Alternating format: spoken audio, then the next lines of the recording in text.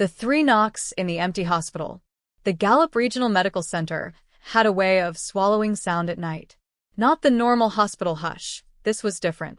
Deeper. Heavier. Like the walls themselves were waiting for something.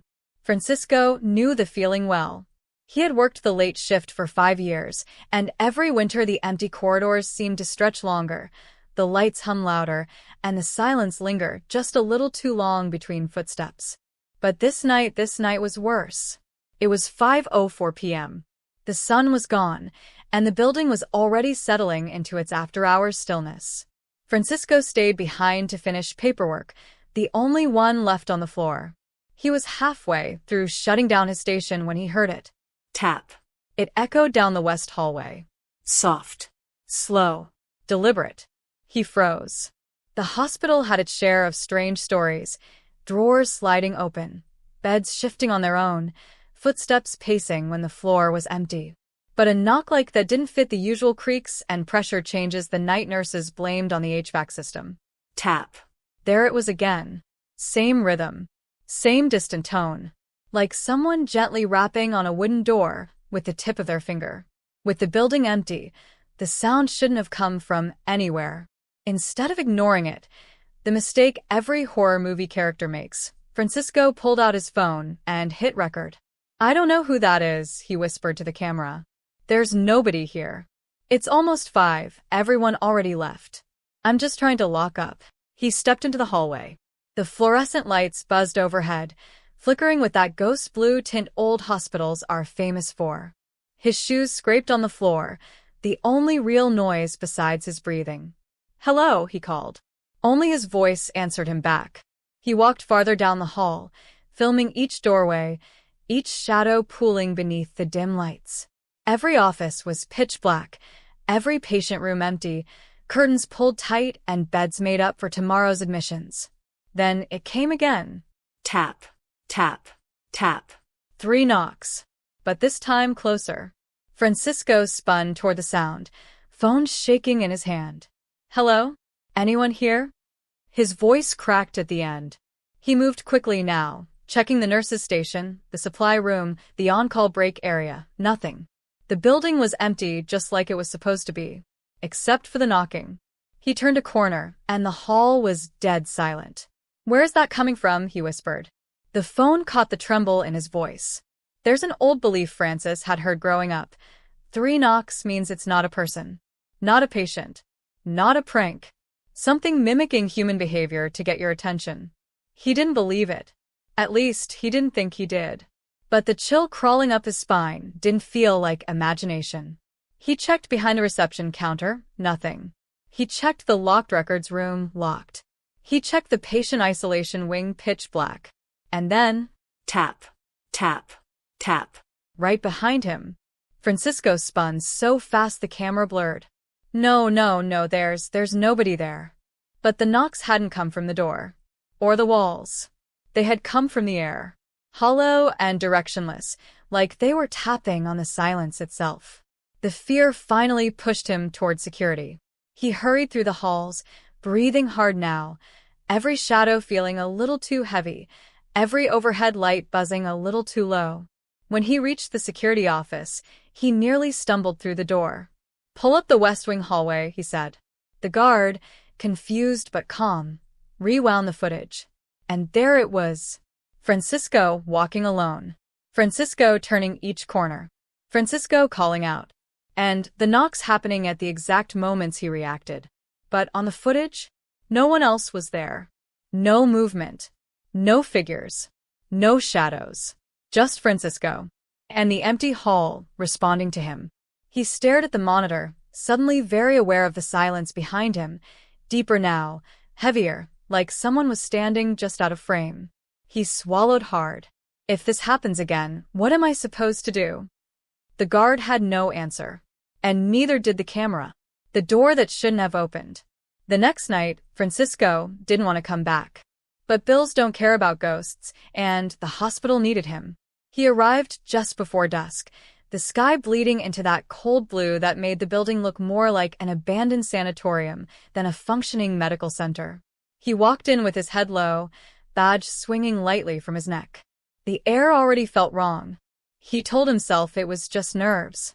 He told himself the knocking was old pipes, or air pressure, or his imagination.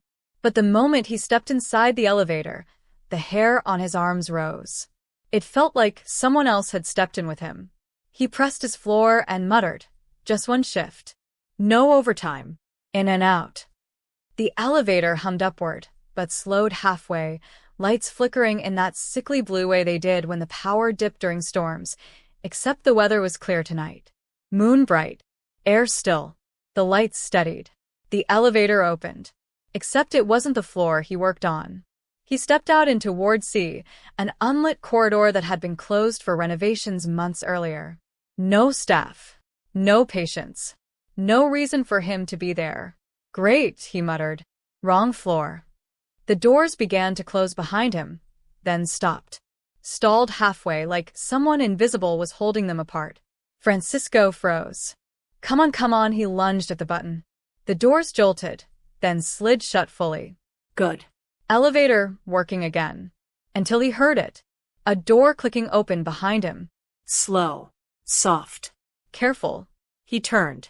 Room C-12, halfway down the dark hallway, had its door slightly cracked open. Just an inch. Like someone was peeking out. "Hello," he called. No answer.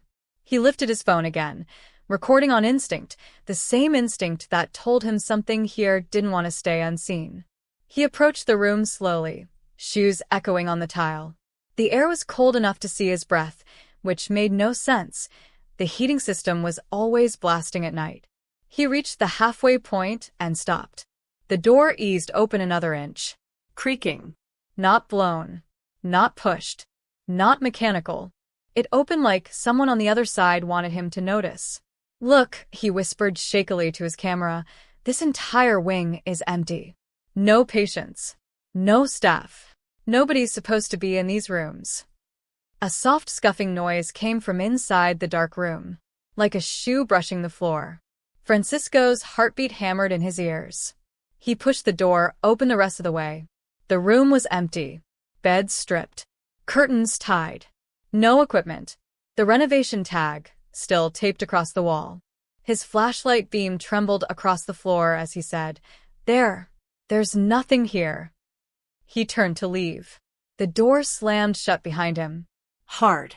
The sound cracked through the hallway like a gunshot. He jumped and spun around, rattling the handle. Hey. Locked. Deadlocked from the outside. He pounded the door, panic sharpening his voice. "This isn't funny. Is someone out there?" Silence. Then, a whisper, right behind his left ear. "Francisco." He spun so violently, he almost fell. But the room was empty. His chest tightened. Breathing shallow. Eyes wide. Vision tunneling.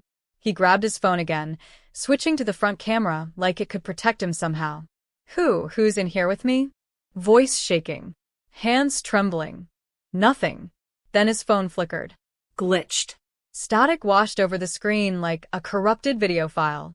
It froze and showed something behind him. Something standing in the corner. Something tall. Thin. Blurred by static.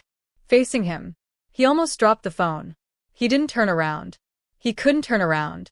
Instead, he squeezed his eyes shut and slammed his hand against the door. "Let me out. Let me out." Some force pulled the lock. The door swung open so fast he stumbled into the hallway. He sprinted toward the elevator and smashed the button repeatedly, breath ragged. The hallway lights flickered wildly now, like the building itself was panicking. When the doors opened, he dove inside and hit the close button again and again until the steel finally sealed him in. He slumped against the wall, shaking uncontrollably. The elevator began to descend. Just as he started to catch his breath, 3 knocks hit the elevator wall, right beside his head. Knock. Knock. Knock. Slow. Soft. Deliberate. Just like before. And this time, there was no doubt the sound was following him. Following him, specifically. And it knew his name. What the cameras finally revealed. For the next 2 days, Francisco called in sick. But fear has a strange way of lingering in the quiet moments. Every time he tried to sleep, he'd jolt awake imagining the 3 knocks against the elevator wall.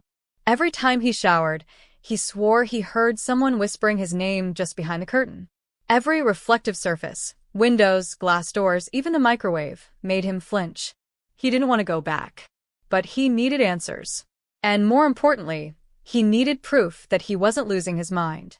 So on the 3rd evening, just before dusk bled into blue, Francisco returned to the hospital, not for work, but to speak with security officer Malik, who had witnessed the hallway footage with him. When Francisco walked into the security room, Malik's expression shifted from confusion to concern. "Man, you look like you haven't slept in a week." "I haven't slept in 3 days," Francisco said. "Listen, we need to watch everything again. All of it. The elevator. Ward C. The cameras outside room C-12. Everything." Malik sighed, spun his chair, and began pulling up the archived footage. "If it'll help you feel better, sure." But what the cameras showed didn't help him at all. It made things worse. The hallway footage again. They watched the recording of Francisco walking alone down the west hallway on night 1. There were the knocks, clear on the audio. There was Francisco reacting to them. There was the empty hallway. Malik leaned closer, frowning. "See? No figures. No shadows. No movement." But Francisco wasn't looking at the hallway. He was staring at the ceiling. "Pause it," he whispered. Malik paused. Zoomed. There, just behind one of the ceiling vents, was a shape. Not a person. Not a body. A dark, human-sized outline reflected faintly in the metal grating, like something was crawling above the ceiling panels, keeping pace with him. Francisco stepped back from the monitor. "That wasn't there before." "No," Malik said. "It was always there. We just didn't notice." The elevator incident.